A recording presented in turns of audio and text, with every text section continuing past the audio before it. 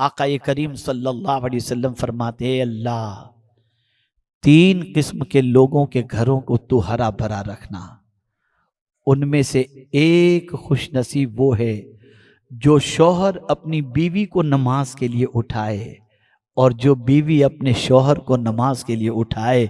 ए अल्लाह उसके घर को हरा भरा रखना, हरा भरा रखना।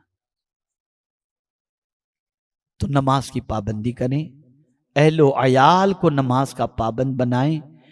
ये माँ की तरबियत ही थी करबला के ताजदार की वालिदा की, खातून जन्नत रदी अल्लाह तआला अन्हा की तरबियत ही थी कि 72 जख्म के बावजूद इमाम हुसैन ने करबला में सजदा नहीं छोड़ा, नहीं छोड़ा सजदा। सर दर्द तो नमाज की छुट्टी, पेट में दर्द तो नमाज की छुट्टी। क्या हो गया है मुसलमानों को? हाँ, लेकिन एक बात खास तौर पर अर्ज करूंगा और इसे जहन में रखें, हर किसी इमाम के पीछे नमाज न पढ़ें।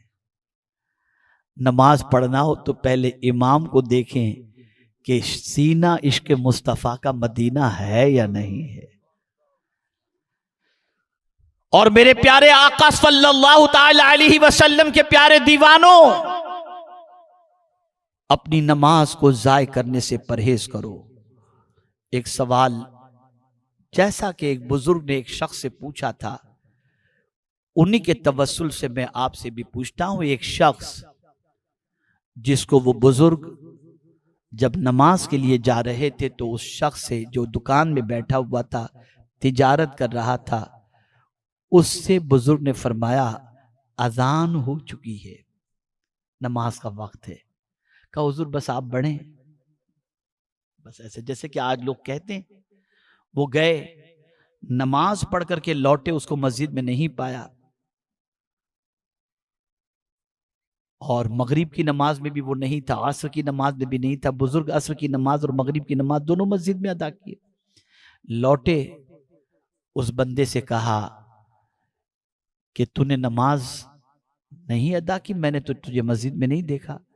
अर्ज करता है हुजूर आप देख रहे हैं 1 मिनट की फुर्सत नहीं है, 1 मिनट की फुर्सत नहीं। हजरत मैं क्या करूं, इतने गाहक हैं।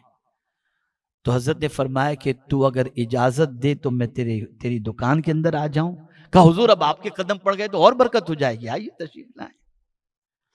तो हजरत ने उसकी दुकान के अंदर सूंघना शुरू किया एक एक चीज को। उसे हैरत हुई, डिब्बे पड़े हुए थे, चीजें पड़ी हुई थी, सूंघ रहे हैं उसको। उसे हैरत हुई।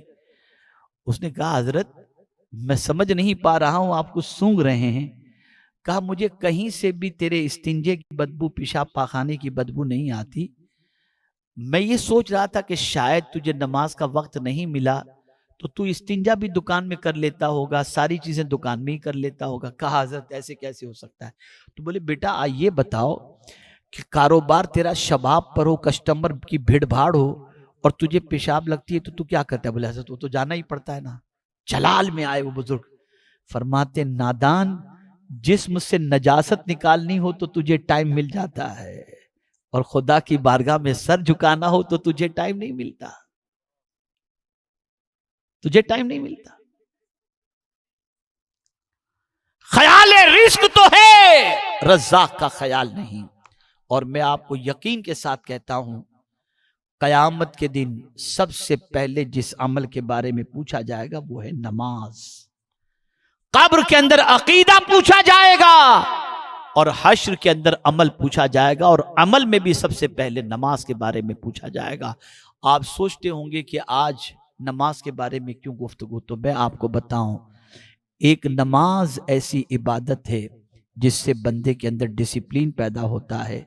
बंदा नमाज का पाबंद हो गया तो नापाक नहीं रहेगा। बंदा नमाज का पाबंद हो गया तो वक्त का पाबंद हो जाएगा। बंदा नमाज का पाबंद रहा तो उसके कपड़े पाक रहेंगे। बंदा नमाज का पाबंद रहा तो खुदा की नजर में महबूब बन जाएगा। एक इबादत ऐसी है नमाज जिसके अंदर सारी चीजों का हल अल्लाह ने रखा। इसको मैं आपको समझाऊं बहुत मुख्तसर में, और वो ये है, हुजूर ने खुशी में भी नमाज रखी और गम में भी नमाज रखी। ईद का दिन खुशी का है इसीलिए ईद कहते हैं, उसमें भी 2 रकात एक्स्ट्रा रख दी। और किसी का इंतकाल ये गम है तो उसमें नमाज जनाजा रख दी। ये बता दिया बंदो खुशी में भी नमाज पढ़ो, गम में भी नमाज पढ़ो।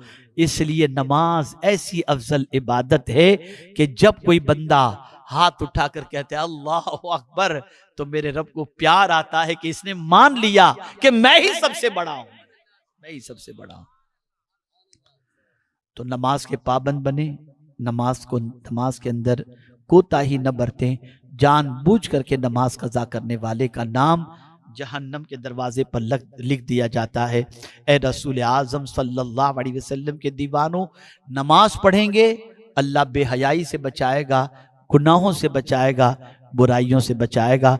अगर आज के इस ऊपर पर सुन्नी इज्तिमा के अंदर यही पैगाम आपने दिल के अंदर महफूज कर लिया और अपनी ज़िंदगी को नमाज से आपने करीब कर दिया, तो आप यकीन माने इंशाअल्लाहुल अज़ीम दुनिया और आखिरत की सारी बेकरारी से अल्लाह रब्बुल इज़्ज़त जल्ल जलालहू बचा लेगा। अल्लाह रब्बुल इज़्ज़त जल्ल जलालहू की बारगाह में दुआ है कि रब्बे क़दीर आक़ाए करीम रऊफ़ुर रहीम अलैहि तहिय्यत व तस्लीम के सदक़ो तुफ़ैल मुझे, आपको, सबको मुस्तफ़ा जान रहमत सल्लल्लाहु अलैहि वसल्लम की मोहब्बत में ज़िंदा रखे, उनकी मोहब्बत में मौत नसीब फरमाए और नमाज के ज़रिए हुजूर की आंखों को ठंडक पहुँचाने की तौफीक नसीब फरमाए।